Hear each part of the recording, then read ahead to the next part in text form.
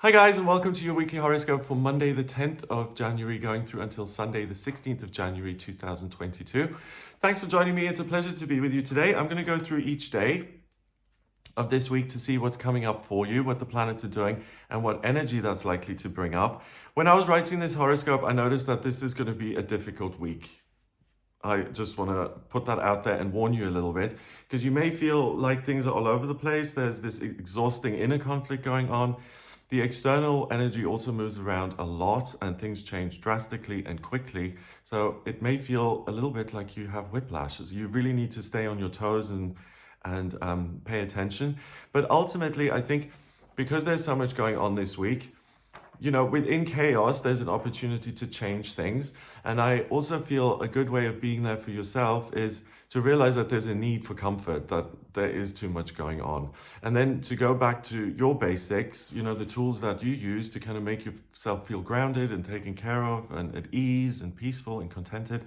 And it's very important to practice good self-care this week, I would say. So starting with Monday, the 10th of January, happy birthday to my sister Julia, whose birthday it is.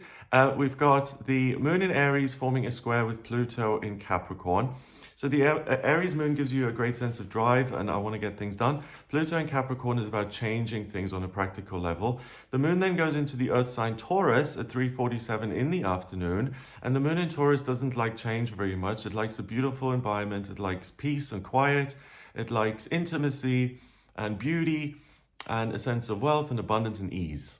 So Taurus likes to kick up its heels and to just say, oh, this is nice.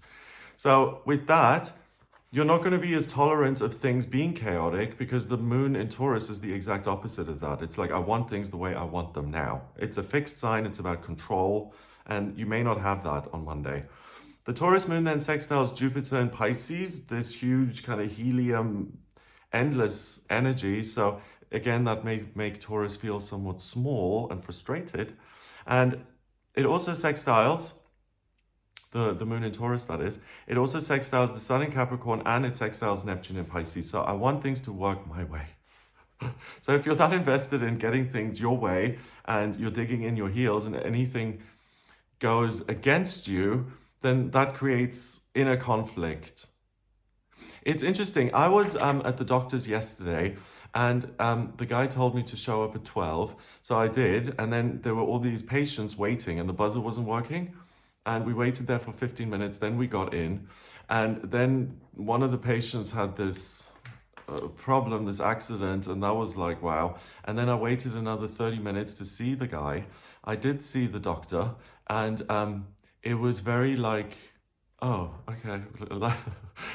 So, and I walked out of there and I realized, I was like, this really bothered me. And it was really simple. And then I went after myself. It's like, God, you can't even go to the doctor without getting upset. It's like this round and round and round. It's just like, take a breath, calm down, and that's kind of the vibe I'm getting here, that it's like, oh, it's way too much. So on Monday, acceptance is not your friend. And you may want to throw absolutely everything you've got at some obstacle that makes you see red. So this is not working for me. Absolutely, there's no doubt in my mind I'm going to attack it. And that, again, is going to, if you attack something, you'll get attacked back. So that ups the ante. It makes it super intense. So I would hold off on that. There is an unwillingness to change. So realize that about yourself. How much am I compromising here? Am I being really awkward? And you do have the tendency to become obstinate and stubborn and to grip tighter when, to hold something even more tightly when the better option would be to let it go. So it reminds me of the Four of Pentacles in the Tarot, the miser kind of hoarding his money and being distrustful and always like kind of, looking around and stuff. Horrible way to live, exhausting. So I think that particularly will relate to your life in a practical sense, especially in things like work. So if there are things that are outside of your control, then do try and accept that and say, this is outside of my control. And it doesn't matter how much I torture myself over it, there's nothing I can do. End of. And again, the narratives and the stories that you're going to tell yourself with this, especially here on Monday and Tuesday, I think that's what you need to try and keep a keep to a limit, to put a boundary around that and to keep it to a minimum if you possibly can. Tuesday, the 11th of January, the Taurus moon squares Mercury in Aquarius and Saturn in Aquarius. And again, that's very confrontational in the sense that Mercury, the communication planet in Aquarius, is interested in innovation and humanity and teaching. Saturn in Aquarius is like the rules, and we have 2,000 years of history here, you know, and this is the way we've always done it in tradition. And then the Taurus moon is like, but what about me and my needs? So again, it's like things aren't working, they're great. I feel like I'm swimming upstream here. It's irritating, it causes inner conflict. And, you know, if you're feeling that way, then it kind of comes off you. It comes out the sides. So people then pick up on that. If they're already irritated, then that ignites and it could become something bigger. So the whole thing about the beginning of the week is to de-escalate, not to jack it up even more. The Taurus moon then conjuncts Uranus in Taurus and trines Venus in Capricorn. So again, I'm unsettled, things are chaotic, outside of my control, and I really just want to do something good and practical. Mars in Sagittarius squares Neptune in Pisces, and that's this ongoing theme that if things don't look the way I expect them to look or they're not going my way, I'm going to get really angry about that. So the 11th, you may feel like your peace of mind is being disturbed or you're being challenged a bit too much. Like you could feel overwhelmed and uncertain. It's like, how can I possibly deal with all of this? I've got all of this going on here, and then my life looks so chaotic. It's like, and again, it's important to just do as much as you can, keep it simple. Ground yourself through something straightforward. So doing crafts or gardening or talking to a friend, reaching out to other people, all of that is going to be comforting and anxiety reducing. You do have a tight grip on where you should be and what you ought to be at this point of your life. And obviously that makes you incredibly self-critical if you haven't kind of performed to the level that you've expected yourself to perform. And if you don't meet these inner standards, then it could look pretty grim in terms of self-talk and how you treat yourself. And there's just a sense of you ganging up on yourself and kind of getting on your own case and saying things like, oh, aren't you a disappointment? Like really not constructive. So, you know, I have been looking at these weekly horoscopes for a while now, and these 2 days seem very challenging. If you're someone who's just super placid all the time, welcome to the world of inner conflict. If you are somewhat tortured in general and you find it difficult to be with yourself, this energy cranks it up even more to the point where you can have a breakthrough with it. The example that's coming to mind with that, Eckhart Tolle, the spiritual teacher guy, he was, I think, on a bench in Richmond Park for 2 years, just like depressed and like kind of finished, rock bottom. And he got to such a low point that one day it was like going actually through it and coming out the other side. And I've noticed that in my own experience, that sometimes you have to really go into something to escape it. You can't just try and minimize it and back off. So, you know, look at where you are with this. I would, again, try and say keep it simple and be as nice to yourself as you can. But if you do see an opportunity here within these first 2 days of intensity to have a breakthrough, then go for it. I mean, a breakthrough is pretty straightforward. So, yeah. Okay, Wednesday, the 12th of January. The Taurus moon trines the sun in Capricorn and Pluto in Capricorn. Oh, okay.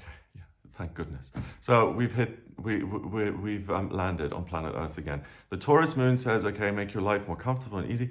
The sun in Capricorn is work towards it. You can do it. Yes, I'm encouraging you. Pluto in Capricorn, change is okay and normal. Calm down. It sextiles Neptune in Pisces. You can still imagine what you would like things to be, but it's not the only way. And it quincunxes Mars in Sagittarius. Plan ahead. If you do want to make changes, do them. You know, it's a return to reason here on Wednesday the 12th. The moon enters Gemini at 8 minutes past 4 in the afternoon, which just lightens the mood a lot.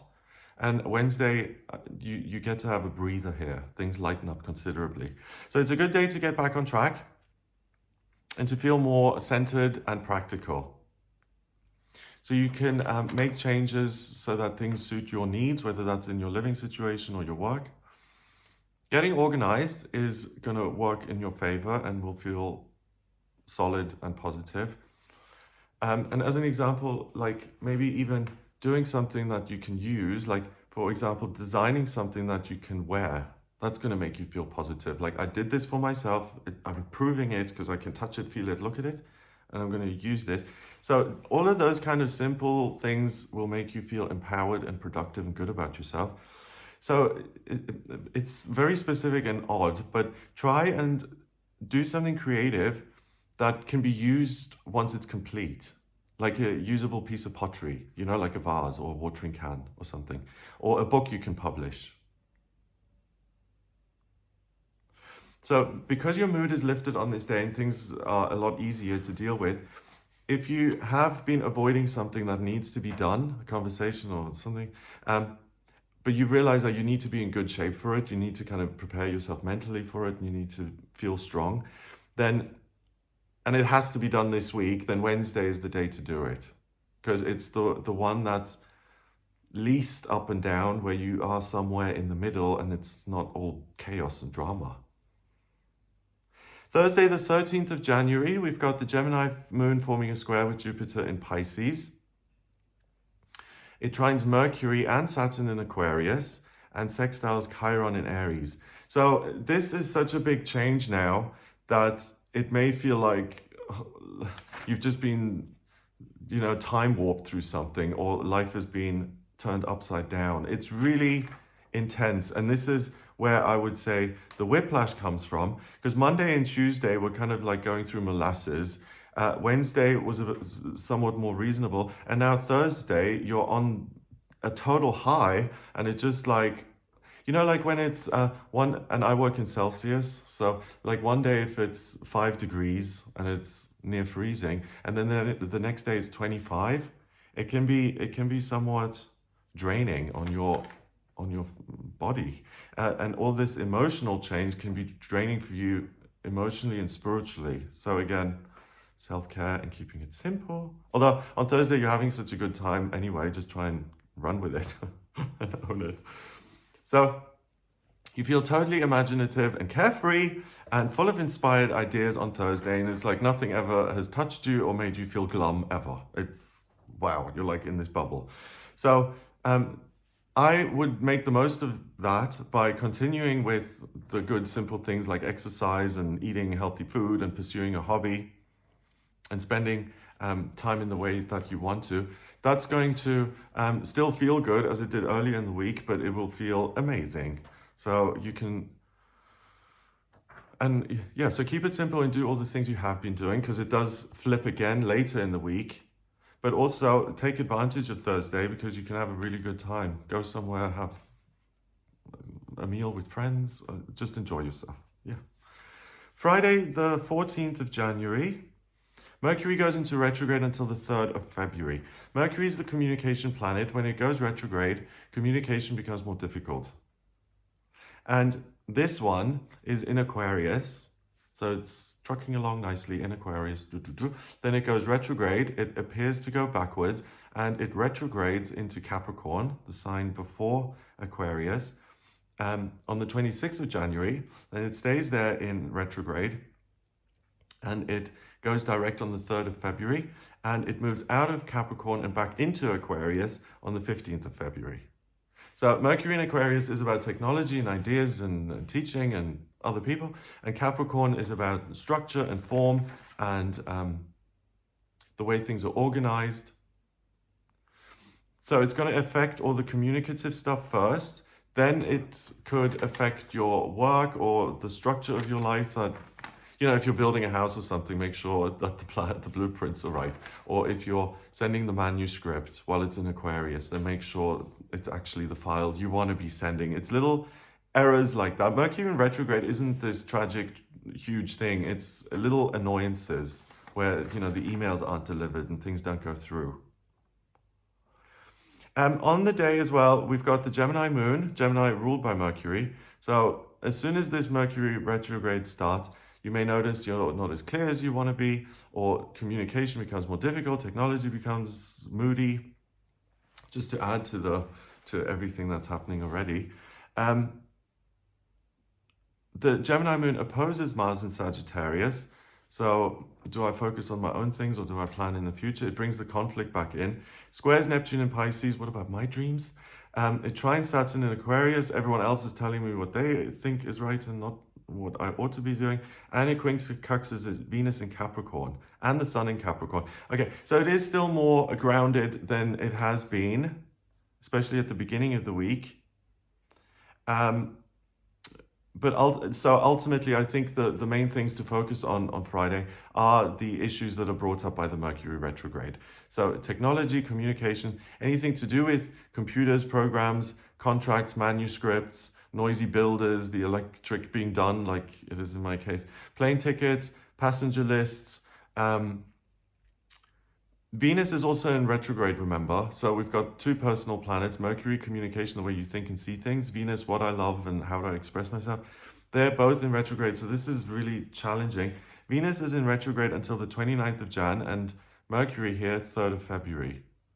So from Friday, for the next 2 weeks at least, avoid launching the new business or websites. Make sure that you do read the contracts. There's room for error, major room for error.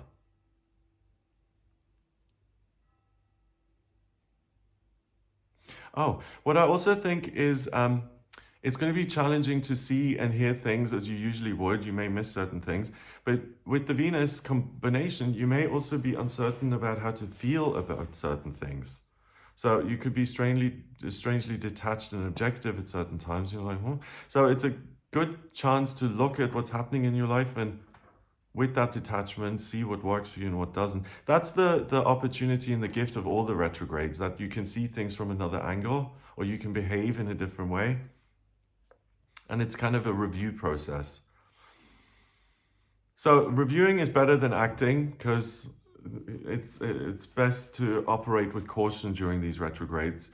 The inner conflict returns because of this combo, and it's best to engage with simple, practical things that feel familiar and not overly complicated. On Saturday, the 15th of January, we've got the Gemini moon forming a quincunx with the Sun and Pluto in Capricorn. So, okay, it's been heavy, now we're going up again. So it's like, it's exhausting, okay? The moon goes into Cancer at 5:11 in the afternoon. So now other people are wanting to be there for them and take care of them and their needs. That's going to become another priority, more on your to-do list. And the Cancer moon trines Jupiter in Pisces. So there's an excessive need to now be there for other people, which you haven't thought about at all this week. So now you're taking a complete left and it's like, so you know what I'm going to say, right? Keep it simple, good self-care. Saturday is a good day to socialize and to have fun. There isn't such a strong need to kind of share about your own feelings and your own truth. Instead, you want to help and protect other people to an excessive level. And be careful. Like if you don't want a dog, then don't go visit the dog shelter today. If you're around other people and someone is telling you their life story, you're really moved by it and your heart goes out to them and you want to really help that person. Be very careful with that. Again, Venus in retrograde isn't going to help. And the need to protect and help is too much. So you may pick people who aren't good candidates for your help. Think careful about who you give your assistance to. Because on Saturday, you may also find yourself being manipulated or your kindness is misused. So it's vet people a little bit on Saturday. Not everything is as it seems. And what I'm trying to say as well is try and minimize the complications, So if you do open up to someone, then there's always the chance that that person can use that info against you, right? And if they do that on Saturday, that's just another thing to be thinking about, and it makes life even more complicated. And that's what this week really is about. finding a way to work through that, working with it, but also at the same time minimizing about the amount of complications you bring into your own life. On Sunday the 16th, the Cancer moon opposes Venus in Capricorn. Again, a major contradiction. The Cancer moon is I want to stay home and take care of everybody. Venus in Capricorn is I want to work at my own life and something that makes me feel joy. It squares Chiron in Aries, the wounded healer, in the sign of the self. Sextiles Uranus in Taurus, chaos, and it quincunxes Saturn and Mercury in Aquarius, which... How do you legislate against chaos? You can't. So it's going to be frustrating. And Sunday is really, I think, where we're getting to the nexus of all of this energy that's been so intense. Because on Sunday, I think you're going to feel really conflicted. Like if you have at any point in the week, it'll be really strong on Sunday. It's kind of like a grand cross in astrology, and a grand cross is 4 squares that create a big red square, and it gives you energy, but anxious, nervous energy, and you bounce from one thing to the next, and you feel like you can never really make a decision or land on anything, and it makes things seem overly complicated, and all of your options are going to seem lacking. So spending time by myself is boring. Unpredictable circumstances are unacceptable. Other people are out to get me. It's really like you're kind of in the eye of the storm here. So I would suggest that the best option on Sunday is to go out into nature, to listen to music, and to deliberately create some peace and joy and positivity for yourself within the storm. And that's what I think the lesson of this week is really, that you're not a helpless victim to your own feelings, that you do have some control. You know, if you're lying in bed all night and you can't sleep, you can't sleep. But you can control whether you lie there and you ruminate about every horrible thing that's ever happened to you, or whether you turn on the light and you read something. And you may think that's overly simplistic, but you know when you're just going around in circles. You know, it's 4 a.m. when you're just thinking about something that happened 20 years ago. It's like the odds of this serving you in some way other than just making you feel nuts is very unlikely. So it's going to be much kinder for you to just give up on the sleep and to read something funny or nice that distracts you and takes you out of that headspace. Other tools for that kind of thing are meditation, exercise, healthy eating, drinking water, socializing, sharing, you know, all the healthy, boring stuff that we all have to do and don't want to. Yeah. Ugh, I'm just going, because it's just like, sometimes it seems, I'm already tapping into this, I think, because it's like, I'm just exhausted looking at this. It's like, is there ever going to be a period of my life where I don't have to practice self-care and where I don't have to eat healthily? I can just skip down the road and jump on a cruise ship? Apparently not. Certainly not this week. Okay, so I hope you have a wonderful time. It certainly isn't going to be boring, but be nice to yourself. If you would like a personal reading, then please get in touch with me via my website. It's gregoryscott.com. On the front page, scroll down a little bit until you get to the button that says book your reading. Click on that to order your reading with me. In my personal readings, I use astrology, the tarot, and numerology, and I combine all of them. So if you have questions about your life purpose or your career or your love life or your finances or spiritual development, friendships, moving, anything at all really, then please do get in touch with me for a personal reading. If you like the video, give it a thumbs up, hit subscribe, and share the video online if you want to. That'd be amazing. Have a good week. And what was the lesson of the week?